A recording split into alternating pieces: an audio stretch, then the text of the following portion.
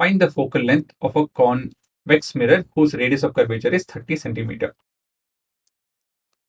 So ಇಂಥ ಪ್ರಶ್ನೆ physics ಅಲ್ಲಿ ಎಂಥ ಪ್ರಶ್ನೆನೇ ಮಾಡಿ ನ್ಯೂಮರಿಕಲ್ ನೀವು ಎಲ್ಲೇ ನೋಡ್ರೋ ಹುಡುಗರ ಮ್ಯಾಥ್ಸ್ ಅಲ್ಲಿ ಆಗಿರೋ ಫಿಸಿಕ್ಸ್ ಆಗಿರ್ಬೋದು, ಚಿತ್ರ ಬಿಡಿಸೋದು ಮರಿಬೇಡಿ.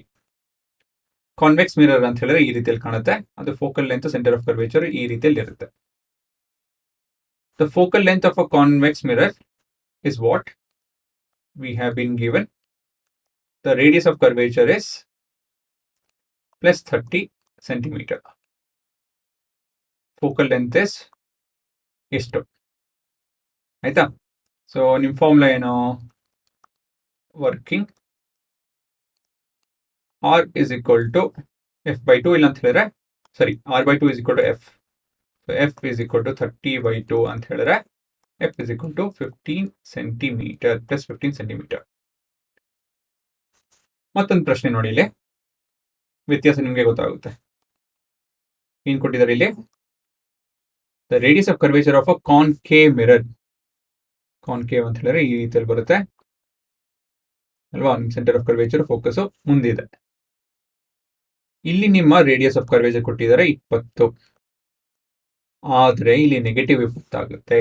ಇದೇ ವ್ಯತ್ಯಾಸ.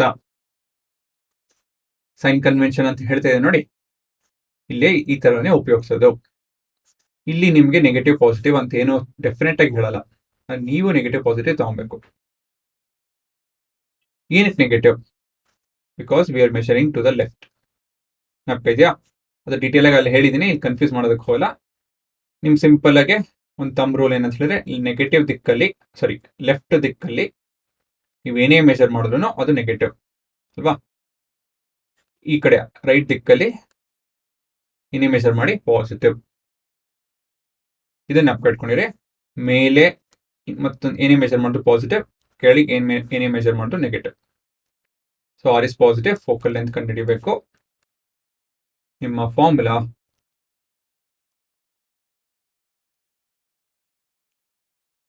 F is equal to R by 2.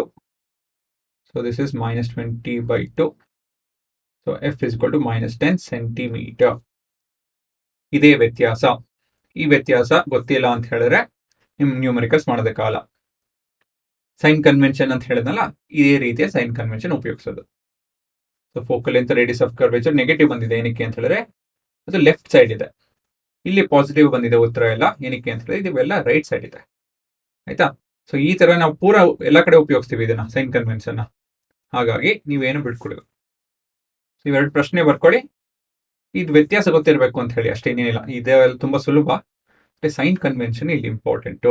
ಅದು ನೀವು ಮೀನೇ ಕಲಿಯಿರಬೇಕು. ಇದು ನಾವು ಇಲ್ಲ ಸರ್ ತೊಂದರೆ ಇಲ್ಲ ಪಾಸಿಟಿವ್ 10 ಅಂತ ಎಲ್ಲ ಮಾತಾಡ್ತು ಅಂತ ಹೇಳಿದ್ರೆ ಗೋವಿಂದ, ಉಪಯೋಗ ಬರಲ್ಲ.